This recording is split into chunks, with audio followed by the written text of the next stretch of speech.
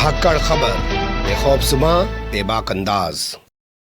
धाकड़ खबर के न्यूज़ से मैं आपके साथ हूं अकरम रईस खान। असदुद्दीन ओवैसी ने अपनी रैली यानी जनसभा में औरंगजेब अमर रहे के नारे लगवाए हैं। जी हां, ध्यान से सुनिए, थोड़ा गौर से सुनिए। असदुद्दीन ओवैसी ने अपनी रैली में औरंगजेब अमर रहे के जमकर नारे लगवाए हैं और ये एक बहुत बड़ा अपराध है, बल्कि सीधे तौर पे कहा जाए तो देशद्रोह है। और इस आधार पर असदुद्दीन ओवैसी को लोकसभा की सदस्यता से फौरन बर्खास्त कर देना चाहिए। ये मांग उठाते हुए आज सुबह से भगवा गैंग और भोंपू मीडिया के दलाल चटकार दंगाई पत्रकार जबरदस्त तरीके से हंगामा मचाए हुए हैं। खबर जब हमारी नजर के सामने से गुजरी तो पहला सवाल हमारे जहन में जो पैदा हुआ वो ये कि क्या वाकई में असदुद्दीन ओवैसी ने इस तरीके के नारे लगवाए हैं या लगाए हैं। तो हमने वो वीडियो खंगाल डाला जो 38 मिनट का असदुद्दीन ओवैसी के फेसबुक पेज पर पड़ा हुआ था और उसमें जो कुछ मिला वो इस रिपोर्ट के जरिए आपके सामने रखने जा रहे हैं, जिसे देखने के बाद आप भी कह देंगे कि पूरा का पूरा एजेंडा और प्रोपेगेंडा चलाया जा रहा है असदुद्दीन ओवैसी के खिलाफ और औरंगजेब के नाम को लेकर। कैसे कैसे क्या क्या चीजें सामने आई हैं देखना शुरू कर दीजिए। देख लिया आपने 16 मई को स्पेशल आईजीपी अमरावती से मुलाकात करके एक मेजर दिया, फिर डीएसपी अकोला से भी मुलाकात हुई, होम सेक्रेटरी के नाम पर एक टेलीग्राम में लेटर भिजाया गया और जो लोग गिरफ्तार हुए उनकी जमानत का भी काम।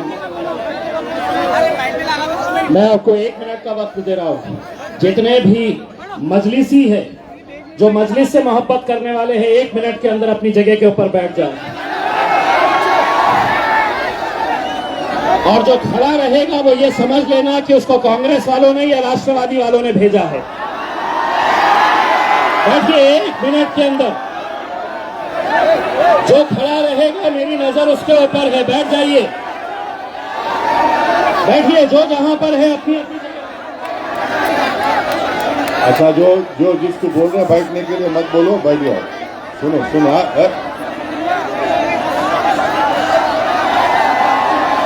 जलगांव जिले में एक पुलिस कस्टडी में देख लिया आपने वीडियो। अब इस वीडियो के बारे में बाद में तबसरा करेंगे, पहले आपको बता देते हैं कि वीडियो सामने कहां से आया है। महाराष्ट्र का एक इलाका है बुल्ढाना, वहां पर पहुंचे हैं असदुद्दीन ओवैसी और जैसा कि आपने वीडियो में बोलते हुए देखा होगा इम्तियाज जलील को, जो औरंगाबाद जिसका नाम अब संभाजी नगर हो चुका है, वहां के सांसद हैं, पत्रकार भी रह चुके हैं, लोग हंगामा कर रहे हैं, जोश में हैं, नारेबाजी कर रहे हैं, तो उनको रोकने के लिए इम्तियाज जलील ने उनको मजलिसी कहकर शांत कराने का प्रयास किया। ये बात आपको इस 38 मिनट के वीडियो में 4 मिनट के आसपास मिल जाएगी। लेकिन इसके बाद भी मामला शांत नहीं हुआ। असदुद्दीन ओवैसी बकरीद का जो महीना चल रहा है और उसमें जो कुर्बानी की जाती है उसकी फजीलत बताने लगे और आने वाला जो मुहर्रम का महीना है उसकी भी फजीलत बयान करने लगे। लेकिन फिर भी शोर शराबा कम नहीं हुआ, तो असदुद्दीन ओवैसी ने फिर खुद लोगों को कहा कि भैया तुम ही मेरे अजीज दोस्तों और बुजुर्गों, मैं आपको ये बताना जरूरी समझता हूं कि ये जिलहिज का महीना है, हमारे इस्लामिक कैलेंडर के जिलहिज का महीना है, ये आखिरी महीना है। इसके बाद माह मुहर्रम शुरू होगा और जिलहिज के महीने की खुसूसियत ये है कि इसमें हम लोग कुर्बानी देते हैं और मुहर्रम के महीने की खुसूसियत यह है कि करबला के मैदान में, भाई साहब आप लोग नहीं सुनना चाह रहे तो मैं बैठ जाता हूं। अगर आप लोग नहीं सुनना चाह रहे हैं तो मैं खत्म कर दूं, फिर आप लोग खामोश बैठिए, आप लोग खामोश बैठिए। आपको हम वहां से यहां बुलाए ताकि आप सुन सके, तो अब आप सुनिए हमारी बात को। जो गरीब लोग हैं आप जरा सुनिए हमारी बात को। अभी आवाज नहीं आना, आप लोग मेरी आवाज को सुनना चाहिए। आप अपने आप से बात करने आए तो घर में जाकर बात करिए। सुनिए, ये जिलहिज का महीना है, हम कुर्बानी देते हैं जनवरी की और माह मुहर्रम में 10 मुहर्रम के दिन अल्लाह के रसूल सल्लल्लाहु अलैहि वसल्लम के नवासे ने अपनी जान को कुर्बान किया, अपनी आल को कुर्बान किया। क्यों कुर्बान किया? ताकि हक की कामयाबी हो और बातिल की शिकस्त हो। उन्होंने अपना इमाम हुसैन ने करबला के मैदान में अपने सर को इसलिए कटाया ताकि सुबह कयामत तक दुनिया को यह मालूम हो जाए कि सर कटाने वाले कामयाब होते हैं, सर झुकाने वाले नाकाम होते हैं। ये दोनों वीडियोस आपके सामने शुरुआत में इसलिए रखे हैं कि आप समझ सके कि वहां किस तरीके की भीड़ थी और वो किस तरीके का शोर शराबा वहां पर हंगामा कर रही थी। और हंगामा ये शुरुआत से ही चल रहा था और ये दोनों घटनाक्रम आपको 38 मिनट के इस वीडियो में 6 मिनट के आसपास ही मिल जाएंगे। अब इसके बाद बातचीत आगे चलती है। 23 मिनट के आसपास जाकर असदुद्दीन ओवैसी 23 जून को पटना में हुई विपक्षी पार्टी की मीटिंग को लेकर तंज करना शुरू करते हैं, व्यंग करना शुरू करते हैं और कहते हैं कि उनके बस की बीजेपी को हराना नहीं है। हमने बीजेपी को हराया औरंगाबाद में। 21 साल से आरएसएस और बीजेपी वहां पर जमी हुई थी। और जैसे ही असदुद्दीन ओवैसी ने औरंगाबाद का नाम लिया, क्या हुआ अब आप खुद ही सुन लीजिए। अच्छा ये बताओ सुनिए आपने ध्यान से कि इम्तियाज जलील है, बीजेपी और संघ परिवार को 21 साल से औरंगाबाद की पार्लियामेंट की सीट, जो औरंगाबाद के पार्लियामेंट के इलाके में कोई विकास डेवलपमेंट नहीं होता था, कुछ नहीं होता था।